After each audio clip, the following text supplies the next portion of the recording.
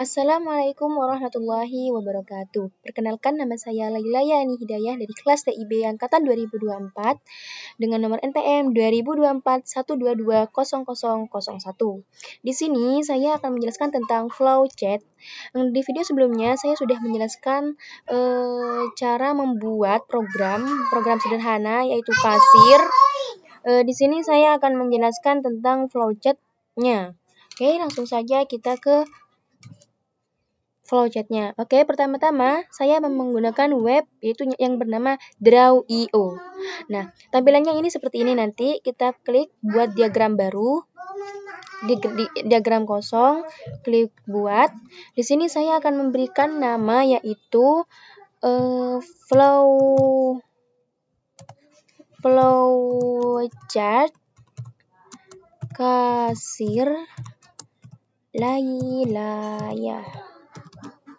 Kita simpan.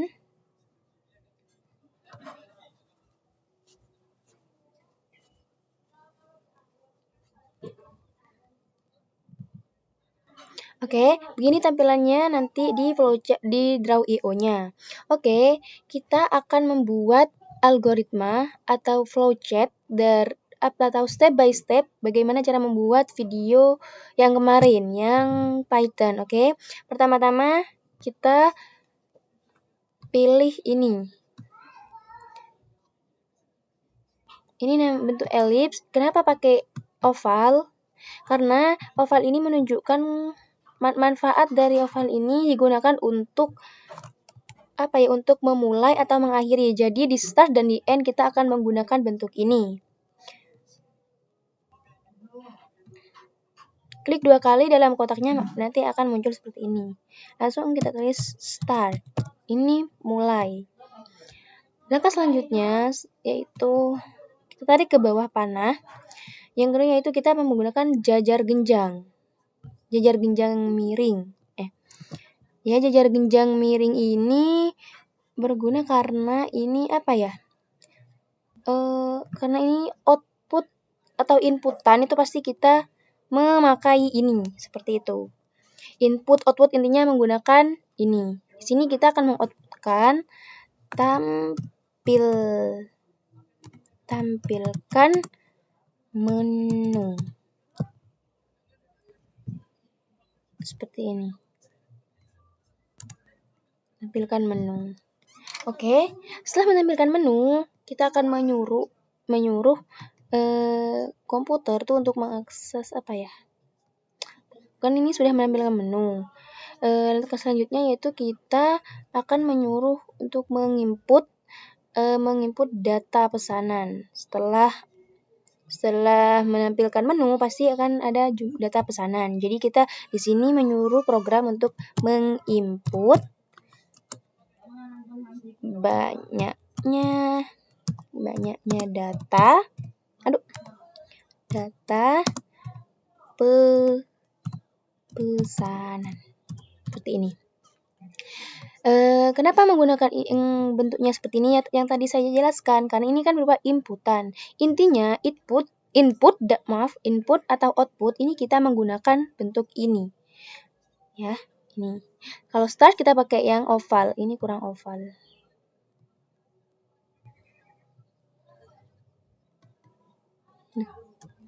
Intinya seperti ini. Setelah menginput banyak data pesanan, kita akan membuat proses yang dinamanya tuh kita akan tadi tuh membuat inisialisasi list kosong, membuat list kosong untuk menyimpan data nanti. Ini kita pakai ini karena ini sebuah proses. Kalau persegi panjang itu namanya proses, digunakan untuk proses. Kalau jajar genjang ini untuk output atau input seperti itu. Jadi kalau persegi panjang seperti ini namanya proses, untuk proses, menunjukkan kalau itu sebuah proses. Oke, prosesnya apa di sini yaitu inisialisasi list kosong seperti ini.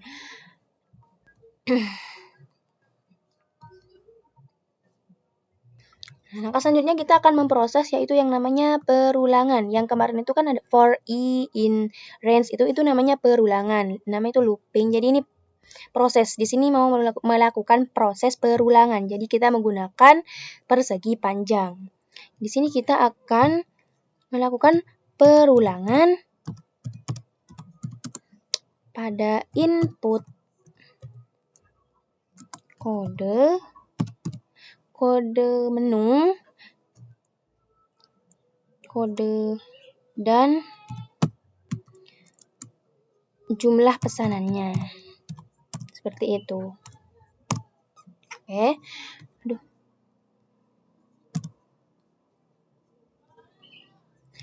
Nanti kita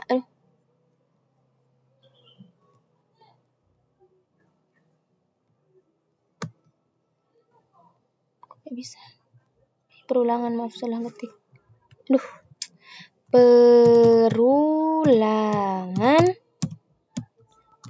Melakukan perulangan pada input kode menu dan jumlah pesanan. Maksudnya gimana? Nanti itu kan misalnya ada pesanan lebih dari 1. Nah, itu pasti kita akan melakukan perulangan biar tidak banyak-banyak dalam menuliskan kodenya. Jadi kita menggunakan for in itu, for i in range itu, guys. Itu namanya perulangan. Jadi kita akan menginput itu kode keberapa dan jumlahnya yang keberapa. Jadi kita tidak perlu menuliskan kodenya satu-satu. Ya kalau hanya 5, kalau nanti ada pesanan sampai 20, apa kuat guys ngetiknya. Astagfirullah. Oke, langsung ke langkah berikutnya. Setelah kita melakukan proses perulangan input kode menu dan jumlah pesanannya, di sini kita akan menyuruh user atau pengguna untuk menginput, ya, jadi kita pakai yang jajar genjang miring ini. Kita akan menyuruh user atau pengguna atau pembeli itu untuk menginputkan, yaitu menginput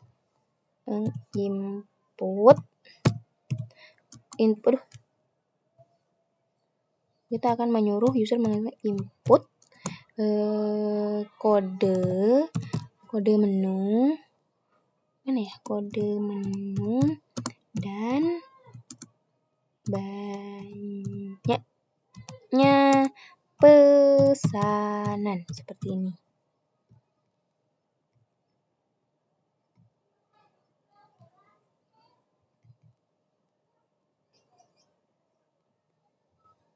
Seperti ini. Oke, langkah berikut. Setelah kita menginputkan, jadi kita tuh menyuruh user menyuruh user memasukkan kode menu apa yang akan dipesan dan berapa jumlah pesanan yang akan dipesan. Seperti itu. Oke, setelah menginput, ini kita akan menyuruh program untuk menyimpan data yang dimasukkan oleh user. Jadi kita di sini termasuk proses ya, jadi kita pakai persegi panjang.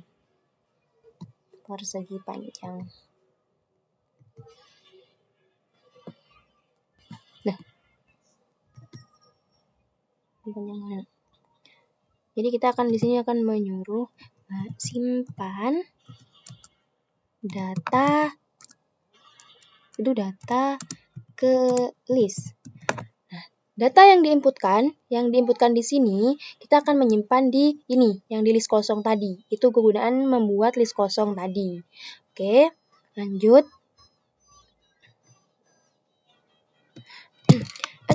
Setelah menyimpan data ke list kosong tadi, kita akan menyuruh user menginput kita itu akan menginput uang yang dibayarkan oleh siapa? Oleh pembeli. Jadi kita akan menginputkan, jadi kita pakai yang ini.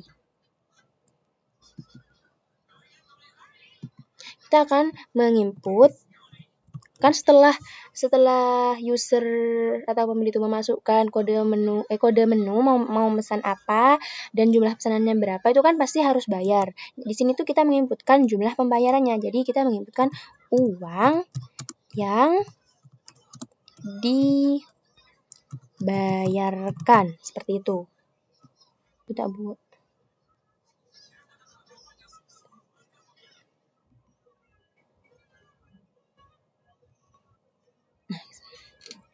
input uang yang dibayarkan oleh pembeli seperti itu.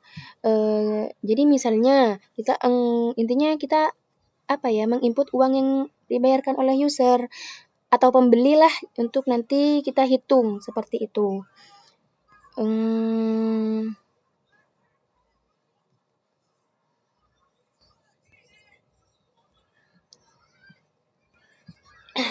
Di sini kita akan menginisialisasi atau itu kan mereset semuanya tuh ke harga 0 untuk menghitung nanti. Jadi kita menggunakan persegi panjang.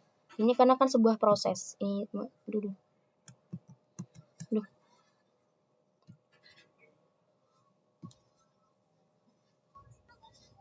Sebenarnya kita inisialisasi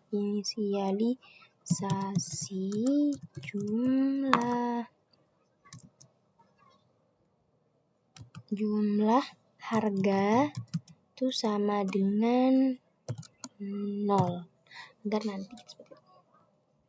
Oke. Maksudnya tuh misalnya ada pesanan yang sebelumnya itu kita mereset dulu guys. Mereset dulu agar nanti kita bisa memasukkan data yang berikutnya.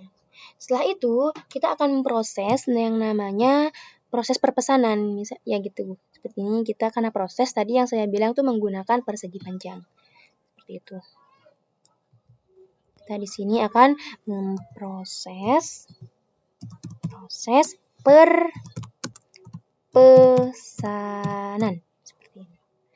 Apa yang diproses? Oke, lanjut.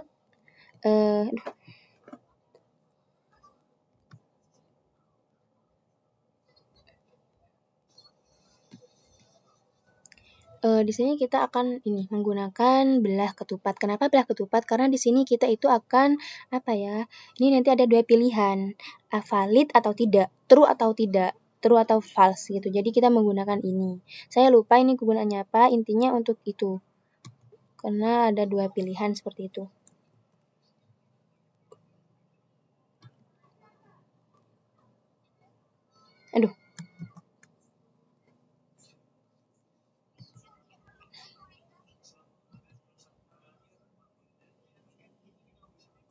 Nah, di sini akan ini untuk mengecek. Ini belah ketupat ini sepertinya untuk mengecek kayak mengecek data itu valid atau tidak. Di sini kita akan cek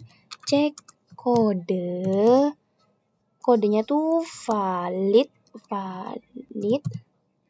atau tidak, seperti itu. Apa langkah selanjutnya? Ini kalau valid ke sini.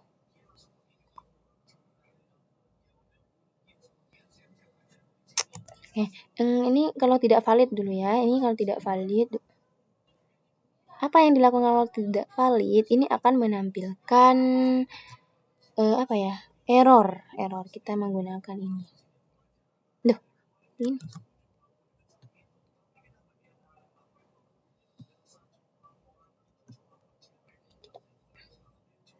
Ini di sini akan menampilkan error. Kenapa error? Karena kode yang dimasukkan itu tidak sesuai dengan kode yang telah disediakan. Misalnya kodenya tuh kan kemarin tuh ada ayam bakar, terus dia tuh memasukkan kode ayam panggang, sedangkan di menu itu tidak ada seperti itu. Jadi nanti kita malah error seperti itu ya. Langsung ke ini kalau false.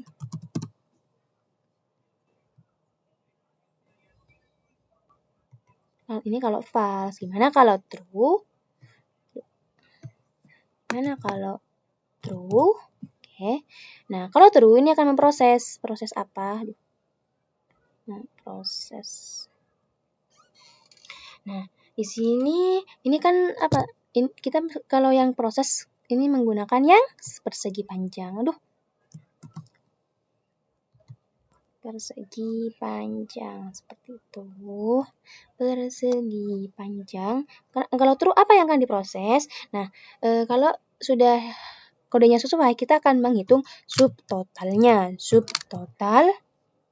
Gimana cara menghitung subtotalnya? Yaitu sama dengan kita akan menghitung dengan cara harga satuannya dikali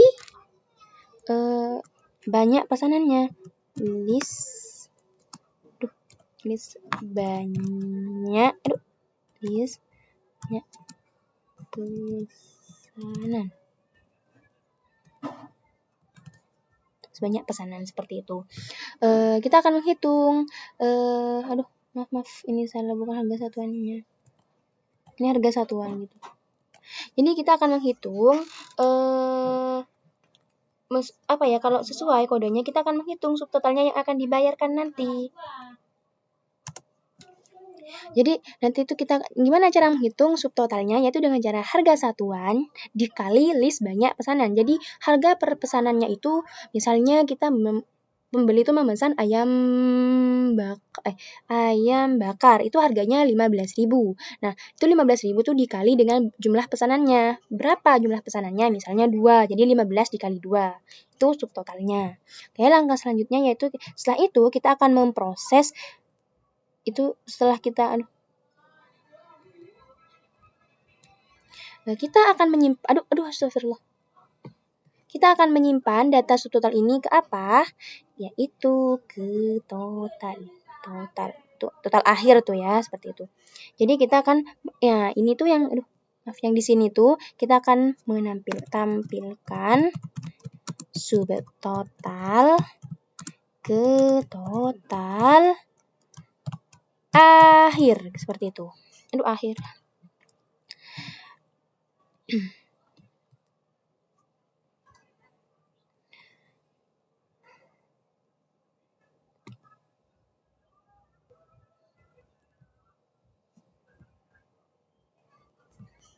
Setelah menampilkan total akhir, kita akan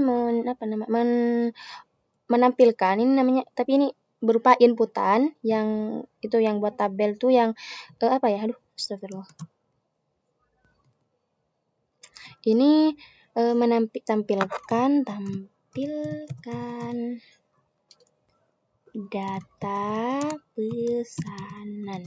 Apa data pesanan itu yang mana? Itu yang kemarin di video sebelumnya itu yang nomor, jenis pesanan, harga satuannya, subtotalnya berapa. Jadi kita menampilkan ini.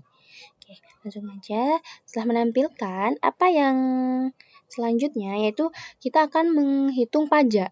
Itu akan ada 3 yang hitung, yaitu yang pertama tuh menghitung pajak. Karena ini proses, jadi kita pakai yang persegi panjang seperti itu. Ini kita menghitung pajak. Gimana cara menghitung pajak? Pajaknya itu yaitu sama dengan jumlah harga itu dikalikan dengan 0,1 karena di situ pajaknya itu 10%, jadi kita mengalikan 0,1 seperti itu. Nah, setelah itu kan ada yang 3 yang dihitung, yaitu yang pertama pajak, yang kedua total akhirnya, total akhirnya kita pakai ini juga persegi panjang juga. Kenapa persegi panjang? Karena ini bukan suatu proses. Kita hitung total akhir, total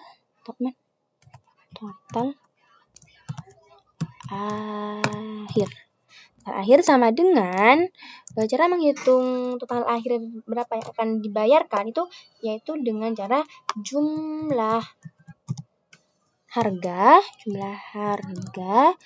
ditambah pajak. Jadi total harga keseluruhan itu misalnya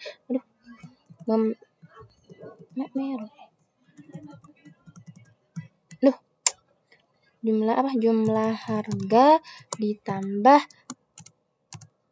pajak. misalnya tadi pesan ayam bakar kan. Itu misalnya pesan 2 ayam bakar.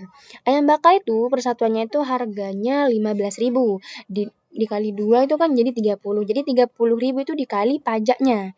Pajaknya gitu, pajak seperti itu. Intinya seperti itu. Dikalikan pajak, ditambah pajak seperti itu. Nah, setelah menghitung total akhir, kita akan menghitung kembaliannya. Kalau kembaliannya itu ada enggak gitu. Kalau udah menghitung, misalnya bayar berapa, ini tetap pakai yang persegi panjang karena ini juga suatu proses. Kita akan menghitung kembaliannya.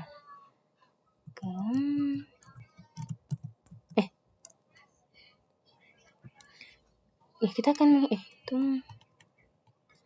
akan menghitung kembalian. Bagaimana cara menghitung kembalian? Yaitu kita sama dengan caranya yaitu menghitung dengan total pembayaran yang tadi itu yang total bayar itu ya, total pembayaran dikurangi total akhir. Seperti itu. Total akhir.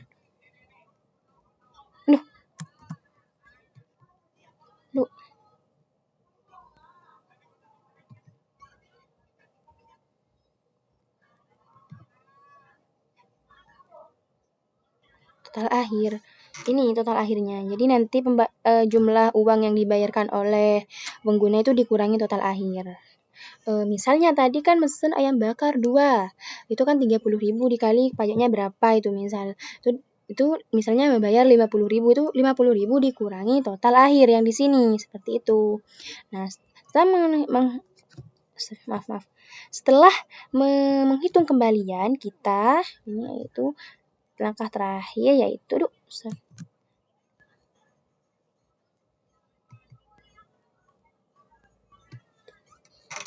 kita akan menampilkan alias kan ini sebuah output ya, output atau ya output inputan output kan nanti akan otomatis terisi.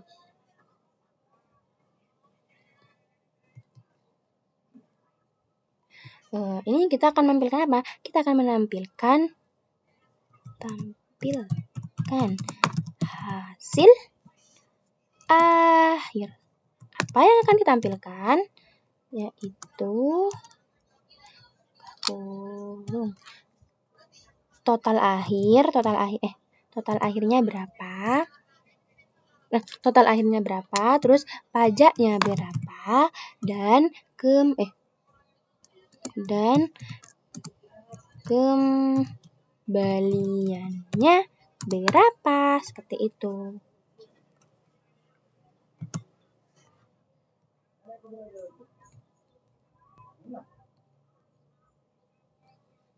Gak muat. Seperti ini. Nah, ini sudah selesai. Yang terakhir yaitu kita N kan. Nah, tadi kan kalau satu pakai oval, N juga gitu. Bentuk oval ini atau apa? Elips ini untuk start dan end seperti itu. Jadi kita pakai ini, kita ovalkan dulu. Kita klik 2 kali N. Nah, yang error tadi, ini kita langsung N.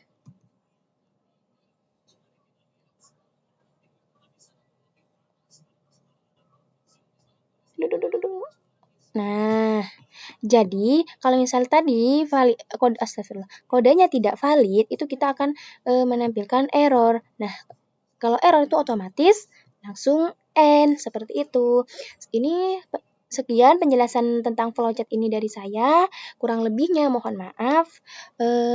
Wabillahi taufiq wal hidayah. Wassalamualaikum warahmatullahi wabarakatuh.